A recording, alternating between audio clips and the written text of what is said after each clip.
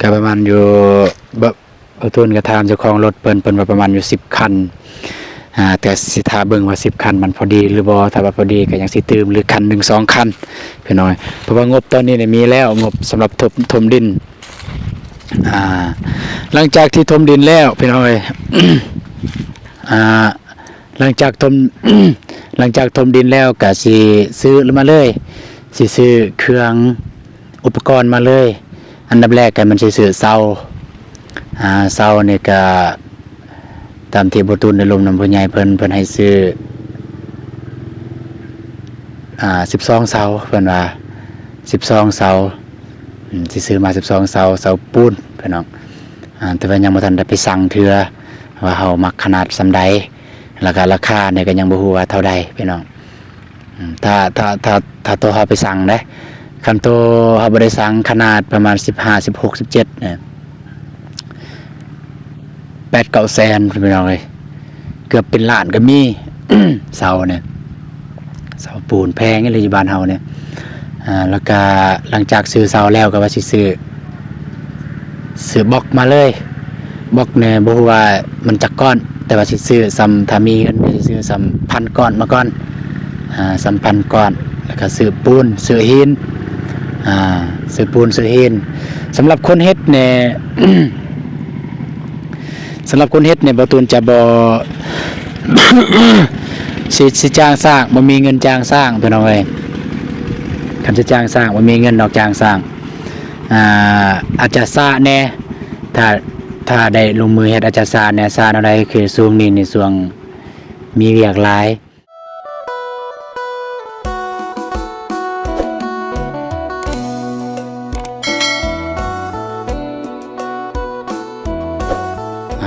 เนาะมาเปิดภาพที่ส่วนหลังบ้านของแม่ของบ่าวตูนพี่น้องเนาะมื้อนี้บ่าวตูนก็ยังบ่ทันได้ไปใส่เทื่อพี่น้องเอ้ยยังอยู่บ้านยังอยู่เฮือนนั่นแหละพี่น้องเนาะก็ทักทายสบายดีแล้วก็สวัสดีพ่อแม่พี่น้องหมดสุขสุคนก็ยินดีต้อนรับส่งอาตูน Channel เส้นเก่าเส้นเคยพี่น้องเนาะว่ามื้อนี้นี่บ่าวตูนก็ได้ให้ทางป้าน้าสาวมาเก็บกาแฟพี่น้องเอ้ยมาเก็บกาแฟให้ก็คือซอยทางแม่ของบ่าวตูนนั่นแหละกาแฟมากบลายบ่าวตูนกับประกาศหาแล้วก็5 คนมาเก็บบ่มีไผมาเก็บจักคนเพราะว่า1เนี่ยมันอยู่ในบ้านเนี่ยสู่คนสู่มีกาแฟอาจจะบ่หลายแต่ว่าก็เจ้าก็อยากเก็บของเขาเจ้าเอง2คนเก็บกาแฟมาแต่นอกจังซี่มาแต่นอกเพิ่นมาเวลาเพิ่นมาแต่ไกลเพิ่นก็อยากเก็บที่แบบบอนที่มันมีหมากเลยมีลายของบ่ตูนปัดหมากบ่ลายพี่น้องแต่ว่ามันจะมีน้าสาวกับป้าบ่มื้อนี้สิไปเบิ่งว่าเจ้าใดเท่าใดแล้วกาแฟนี่มีบ่ลายแล้วไปหน่อยแต่ว่ามันแห้งโซนนี่แดดแล้วโซนนี่มันเซาฝนตกมันเซาตกแล้วมันก็เริ่มแดดแล้วมันยานแห้งกาแฟเวลามันแห้งมีน้ำพี่น้องแบบนั้นโอเคไปหาแล้วก็ไปเบิ่งว่าเพิ่นเก็บได้เท่าใดแล้วก็เพิ่นเก็บจักคนพี่น้องเอ้ยนี่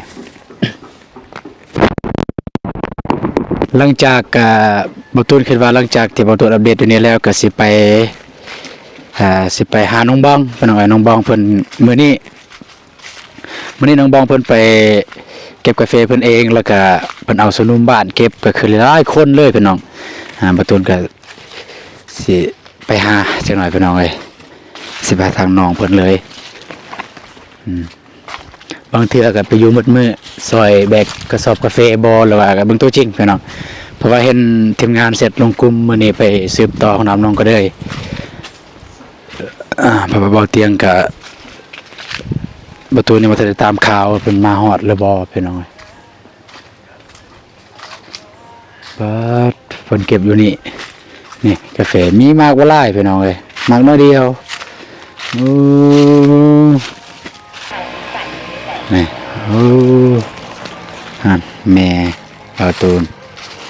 นี่คือป้าของบ่าวตูนได้เท่าได้แล้วโอ้ลายไวเนาะโมจะคุดเป็นบอลเนี่ย แพ้ แป้นี่คือแบบนี้ในแค่แน่เพื่อนน้องกันเนาะเก็บซอยนั่นเองเก็บกาแฟเพื่อนน้องเลย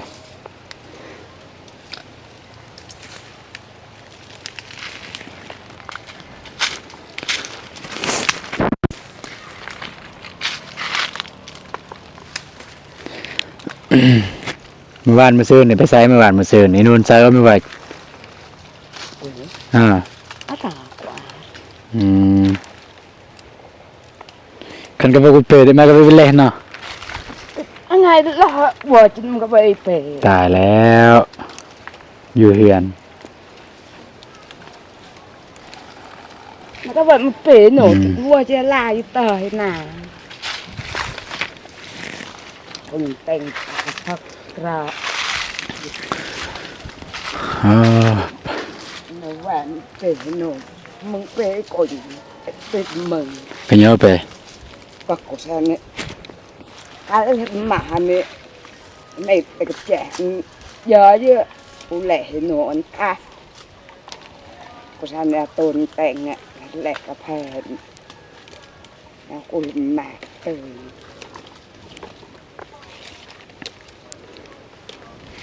สุดท้ายอากาศตก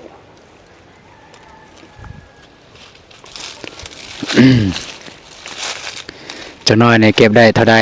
ตอนแรงก็ติดไปเลยเด้อได้เท่าใดจากโล ไว้กูบ้า ใส่ไง เกือบ ยินบ่ได้จากโล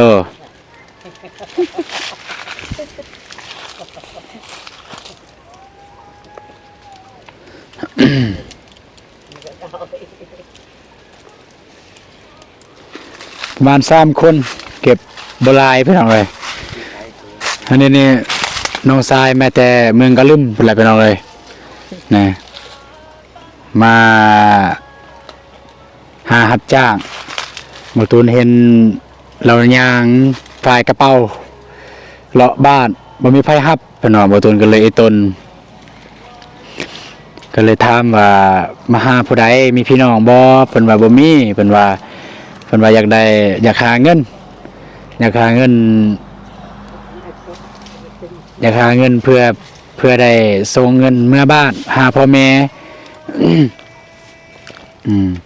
แล้วก็มีเรื่องหนึงเพิ่นว่าโอ้ยมาอยู่นี่ได้กินข้าวสดเพิ่นว่า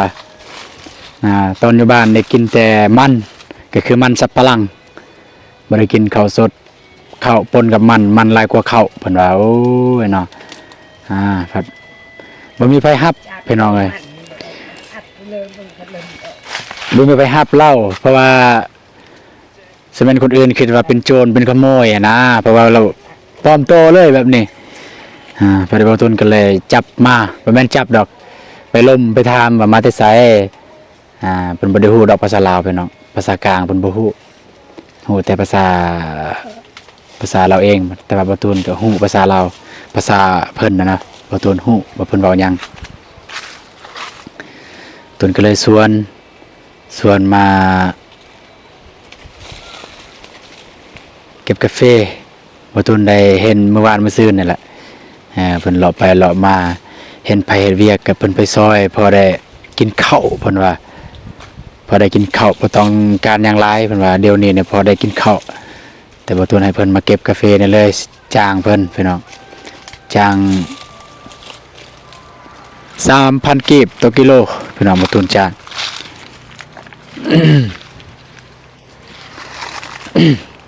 เอาพี่น้องเนาะก็สิถือโอกาสนี้ไปอัปเดตดินของที่เบาตูนถมมื้อนั้นเลยแล้วก็สิได้เลาะเบิ่งว่ากาแฟยังลายหรือบ่พี่น้องเนาะยังลายซำใด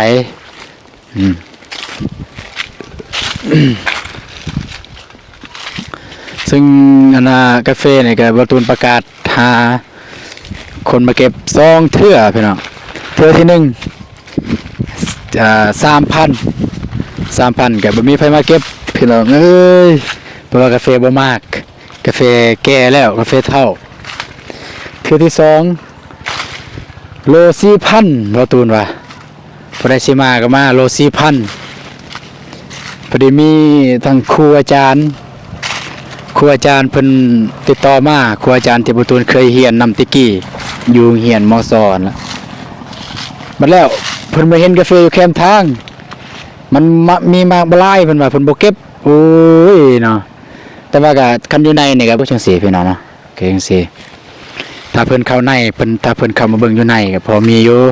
แต่เพิ่นเบิ่งอยู่แคมทางซื่อๆเพิ่นว่าเพิ่นบ่มาเด้อเพิ่นว่า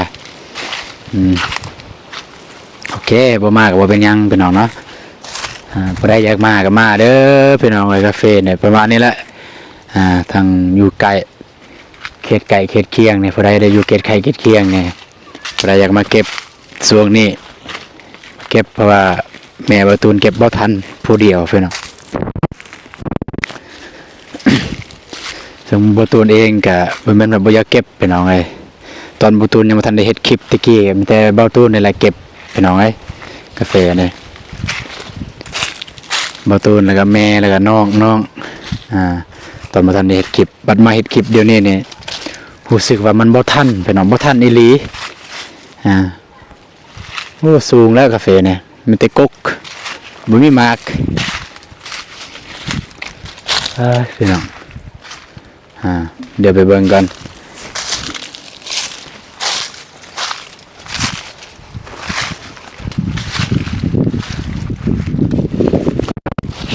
แบบเด็ดเบิ่งแบบเด็ดเบิ่งก่อนแล้วก็สิเบิ่งว่ามันงามสำใดซึ่งบ่ตูนเว้าตอนนั้นก็6 เมตรพี่น้องทางนี้นี่แม่เก็บเบิดแล้วทางนี้พี่น้องยังแต่อยู่กลางหั่นกาแฟมื้อนี้มื้ออื่นน่าจะแล้วเพิ่นเก็บนี่ทางนี้เนี่ยเก็บแล้วแต่ว่ายังมายกมาย่อยเล็กน้อย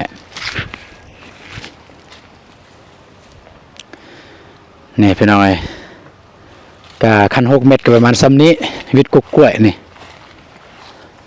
ซ้ำนี้พี่น้องเนาะสำบ่ตูนยืนซ้ำนี้6 เมตรประมาณนี้แหละ ถ้าว่ากว้างแต่ว่ายาวเติบละในคันบ่ตูนทมตืมอีก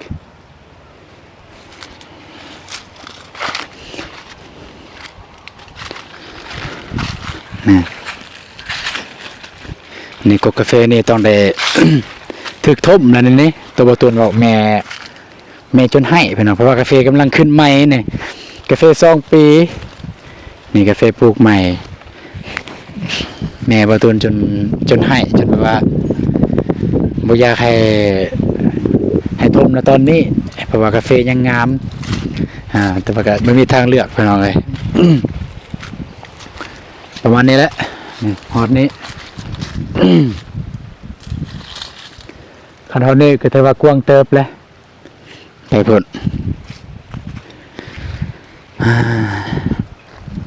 ก็ประมาณอยู่ตูนกระทามเจ้าของรถเปิ้นว่าประมาณอยู่10 คันแต่สิทาเบิ่งว่า10 คันมันพอดีหรือบ่ถ้าว่าพอดีก็ยังสิตืมหรือคัน1 2 คันพี่น้อยเพราะว่างบตอนนี้เนี่ยมีแล้วงบสำหรับถมดินหลังจากที่ถมดินแล้วพี่น้อย หลังจากถมดินแล้วก็สิซื้อมาเลยสิซื้อเครื่องอุปกรณ์มาเลยอันดับแรกกันมันสิซื้อเสาเนี่ยก็ตามที่บ่ตูนได้ลงนำผู้ใหญ่เพิ่นให้ซื้อ12 เสาเพิ่นว่า12 เสาสิซื้อมา12 เสาปูนพี่น้องแต่ว่ายังบ่ทันได้ไปสั่งเทื่อว่าเฮามักขนาดส่ำใดแล้วก็ราคาเนี่ยก็ยังบ่ฮู้ว่าเท่าใดพี่น้องถ้าตัวเฮาไปสั่งได้คันตัวเฮาบ่ได้สั่งขนาดประมาณ15 16 17เนี่ย8-9 แสนพี่น้องเอ้ยเกือบเป็นล้านก็มี เสาเนี่ยเสาปูนแพงเลยอยู่บ้านเฮาเนี่ยแล้วก็หลังจากซื้อเสาแล้วก็ว่าสิซื้อบล็อกมาเลยบล็อกเนี่ยบ่ฮู้ว่ามันจักก้อนแต่ว่าสิซื้อซ้ำถ้ามีเงินก็สิซื้อซ้ำ1,000 ก้อนมาก่อนซ้ำ1,000 ก้อนแล้วก็ซื้อปูนซื้อหินซื้อปูนซื้อหินสำหรับคนเฮ็ดเนี่ย สำหรับคนเฮ็ดเนี่ยบ่ตูนจะบ่ สิจ้างสร้างบ่มีเงินจ้างสร้างพี่น้องเอ้ย คันจะจ้างสร้างบ่มีเงินดอกจ้างสร้างอาจจะซ่าแน่ถ้าได้ลงมือเฮ็ดอาจจะซ่าแน่ซ่าเท่าใดคือช่วงนี้ในช่วงมีเวียกหลายบ่ตูนก็สิหาพี่น้องคนอยู่ในบ้านนี่แหละเฮ็ดเพราะปกติแล้วเนี่ยคนอยู่ในบ้านเนี่ยเพิ่นก็พอได้ที่เฮ็ดเรือนซ่านเนี่ยจะบ่ค่อยมีสร้างเฮ็ดได้อยู่บ้านบ่ตูนเนี่ยบ่ค่อยมีสร้างเป็นคนเฮ็ดบ่มีส่วนหลายก็คนอยู่ในบ้านพี่น้องญาติพี่น้องมาเฮ็ดถามว่าเรือนในงามบ่มันก็สมกับบ่แม่นสร้างหั่นล่ะพี่น้องสมกับบ่แม่นสร้างแต่มันก็งามสำหรับเฮาผู้ที่บ่เคยเฮ็ดมันก็งาม กันเทียบกับสร้างหรือเว้าเรื่องความรายละเอียดมันก็เทียบบ่ได้พี่น้องเนาะก็สิหาพี่น้องแต่ว่าสำซาสิหาได้พุ่นละพี่น้องว่างก็ บ่ตูนคิดว่าน่าจะเดือน1หรือเดือน2พุ่นแหละวางพี่น้องเพราะว่าช่วง11 12นี่เนี่ยพอได้ที่มีกาแฟแน่แล้วก็ข้าวแน่ก็เจ้ายังลองเกี่ยวข้าวเกี่ยวน้ำแล้วก็เหตุผลหนึงที่เฮ็ดบ่ได้ก็คือทางบ้านเบาตูนเนี่ยมีความถือว่าถ้าเฮายังเก็บเกี่ยวข้าวยังบ่แล้วนั่นแสดงว่าคนอยู่ในบ้านเบิดบ้านเลยบ่สามารถจับต้องได้หรือว่าจับต้องเฮ็ดหัวเฮ็ดเฮือนเฮ็ดอิหยังก็แล้วแต่ยังบ่สามารถจับต้องได้เนาะอันนี้ทางบ้านเพิ่นถือว่านั้นเบิดบ้านเลยเพิ่นถือว่าจังซั่นนะถ้าเฮาเฮ็ดเฮาฝืนกฎระเบียบบางเทื่อว่าเฮารับเองบางเทื่อก็คนอื่นเป็นคนรับแล้วสมมุติว่าเขาจับได้ว่าเฮาเป็นคนฝืนกฎระเบียบเพิ่นจะปรับใหม่อันนี้ก็คือความเชื่อถืออยู่ในบ้านพี่น้องเอ้ยเฮาก็บ่กล้าก้าวล่วงหลายเกินไปเพิ่นว่าจังซั่นเฮาก็ว่าไปตามนั้นแหละที่จริงบ่ตูนก็มักบ่แบบนี้บ่มักเพราะว่ามันเฮ็ดให้เคิกเวียกงานให้เฮ็ดเวียกงานมันเคิกสิดำเนินเวียกกับเป็นเพราะฉะนั้นบ่ตูนก็เลยรอท่าทางพี่น้องหั่นล่ะพี่น้องเพิ่นสำซาเพิ่นแล้วเวียกแล้วงานให้เพิ่นมาเฮ็ดให้ถามว่างบพอบ่ก็บ่พอพี่น้องแต่ว่าสิเฮ็ดซ้ำที่มีแต่ว่าช่วงในระยะนี้บ่ตูนยังอยากถ้าถมดินนี่แล้วนะถ้าถมดินนี่แล้วก็สิซื้อมาเลยซื้อทีละอันทีละอย่างก่อนซื้ออันใดมีก่อนคือบ่ตูนว่าเมื่อกี้นี่แหละซื้อเสาบ่ซื้อบล็อกซื้อทรายซื้อแห่ปูนเนี่ยมันซื้อน้ำลังพี่น้องบัดลงมือเฮ็ดจังซื้อปูนเพราะว่ายานมันเปียกยานมันเป็นยานมันแข็งก็มันจะไปจังซั่นล่ะพี่น้องเนาะ นี่พ่อแม่พี่น้องก็ถามหลายคนว่ามื้อใดสิดำเนินเพิ่นว่าบ่ตูนก็ยังมีโอกาสสิได้อัดคลิปแล้วก็เว้าเทื่อพี่น้องเหตุผลหลักๆก็เป็นตัวนี้แหละเนี่ยเพิ่นยังสิได้เติมไปทางพุ่นละทางพุ่นก็วิทย์กล้วยมาพุ่นมาพี่ฮอดนี่พอดีเลยพี่น้องเอ้ยเพราะว่าสิเฮ็ดตั้งแต่วิทย์เสาไฟฟ้าประมาณ2เมตรคือเสาไฟฟ้านี่เนาะพี่น้องเสาไฟฟ้านี่ก็สิเฮ็ดสำนี้สำนี้ไปพุ่นสำนี้วิทย์เสาไฟฟ้านะอยู่นี่ก็เฮ็ดเป็นเดินเลยนี่เดินเลยนี่เดินบ่อนจอดรถบ่อนแขกคนเพิ่นมาแต่อย่างว่าเฮาขายของเนาะเพิ่นอยากมาซื้อของเพิ่นก็จอดรถบ่นี้พี่น้องประมาณนี้แหละนี่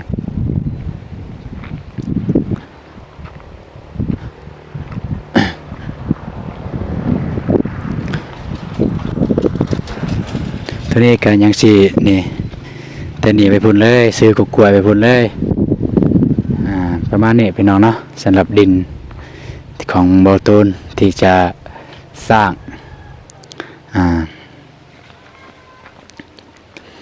แล้วก็หลายๆคนคอมเมนต์หรือว่าเสร็จถามมาว่าน้องเบาตูนกับน้องบองนี่ฮักกันอีหลีบ่หรือว่าเฮ็ดเป็นแค่คอนเทนต์ตัวนี้นี่ พี่น้องเอ้ยตัวนี้เนี่ยบ่ตูนสิว่าในปัจจุบันนี้ก็คืออีหลีพี่น้องก็คือคบหากันอยู่เบิ่งใจกันอยู่ว่าซั่นซะแต่ว่าอนาคตสิเป็นแนวใดบ่ฮู้พี่น้องเอ้ยเพราะว่าคนเฮาเนี่ยมันบ่แน่นอนบางคู่เนี่ยอยู่นำกันได้ลูก 3-4 คนปากันก็ยังมีแต่ว่ามันบ่แม่นด้วยความปรารถนาของเฮาอยากได้แบบนั้นปรารถนาของเฮาก็คืออยากให้อยู่มันในเมื่ออยู่นำกันแล้วก็อยากให้อยู่ไปตลอดไปพี่น้องเพราะฉะนั้นมันขึ้นกับว่าคน2คนจะรักษากันแนวใดจะรักษาเว้นระยะห่างแนวใดจะจำกัดหยังแน่จะรักษาหยังแน่พี่น้องเนาะมันขึ้นกับคน2คนบ่ตูนว่ามันบ่ได้เกี่ยวว่าโชคชะตานะบ่ตูนคิดว่านั้นมันขึ้นกับคน2คนถ้าคนหนึงใจแนวหนึงคนหนึงใจแนวหนึงมันไปกันบ่รอดพี่น้องเอ้ยถ้าบ่เอาใจกันในจักหน่อยเอาใจหลายเกินไปมันบ่ดีก็เอาใจกันจักหน่อยหนึงผู้หญิงเอาใจผู้ชายหน่อยหนึงผู้ชายเอาใจผู้หญิงหน่อยหนึงก็คือถอยคนละก้าวแล้วก็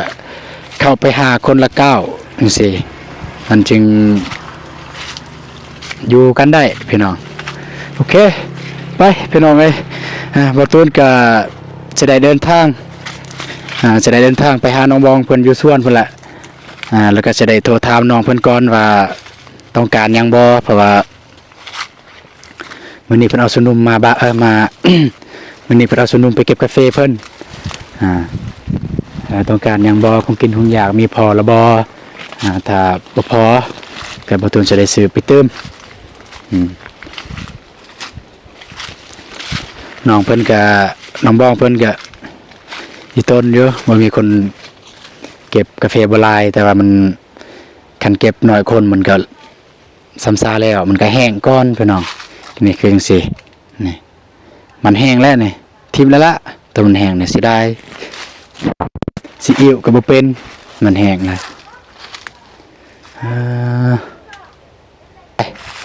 ไปเมื่อพี่น้องเอ้ยสิได้เดินทางต่อไป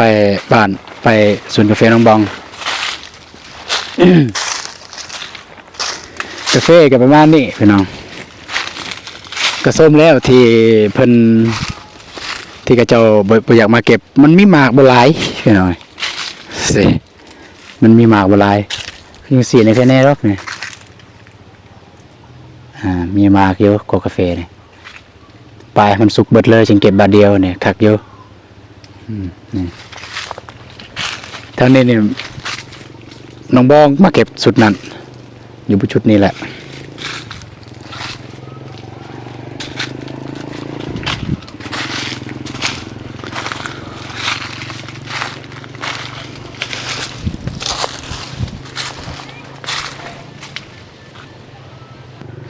โอเคพ่อพี่น้องเนาะก็ประมาณนี้บ่ตูนก็บ่ได้มีหยังหลายก็มีแต่มาอัปเดตให้เบิ่งว่ามื้อนี้ไผเก็บกาแฟที่จริงในเมื่อวันมื้อซื่นก็มีคนเก็บอยู่บ่ตูนก็จ้างเพิ่นมาเก็บกับคนหนึง2คนจังซี่เนาะแล้วก็ได้อัปเดตดินพี่น้องสำหรับที่เงินที่จ้างนี่ก็เป็นเงินของผู้ใหญ่ใจบุญเพิ่นให้พี่น้องเนาะก็คือของแม่พุทธวันกับพ่อดารวรพี่น้องเพิ่นให้นำกันนั่นแหละตั้งแต่ตอนนั้นแหละตั้งแต่ของน้องบองน้องอัมพรเบาโกแล้วก็เบาตูนได้100น้องบองได้100เบาโกได้50น้องอัมพรได้50ของเบาตูนเพิ่นให้เบาตูนจ้างคนพี่น้องจ้างคนเก็บกาแฟแต่ด้วยคนเบาตูนสอบคนบ่ได้เลยมาเก็บกาแฟเมื่อสอบก็หาคนมาเก็บคนละมือละคนนั่นสิแต่บางตูนสิบางเทื่อบางตูนไปถ่ายคลิปทางอื่นไปเฮ็ดทางอื่นเพิ่นมาเก็บบางตูนบ่ได้ถ่ายพี่น้องเอ้ยมีแต่มาจ่ายเลยแบบนั้นพี่น้องเนาะโอเคสำหรับคลิปนี้บางตูนก็สิขอจบคลิปไปเท่านี้ก่อนอื่นบ่ต้องขอบคุณใจหลายๆทั้งแม่พุทธวันแล้วก็พ่อดารวรเด้อที่เมตตาสงสารลูกแล้วก็ ให้เอางบให้ลูกเพื่อลูกได้จ้างคนเก็บกาแฟไอ้ตนแม่ของลูกเก็บกาแฟผู้เดียวจะได้ก็ขอให้ทั้งพ่อและแม่จงอยู่เย็นเป็นสุขกายสุขใจสุขภาพแข็งแรงเด้อให้มาสำนี้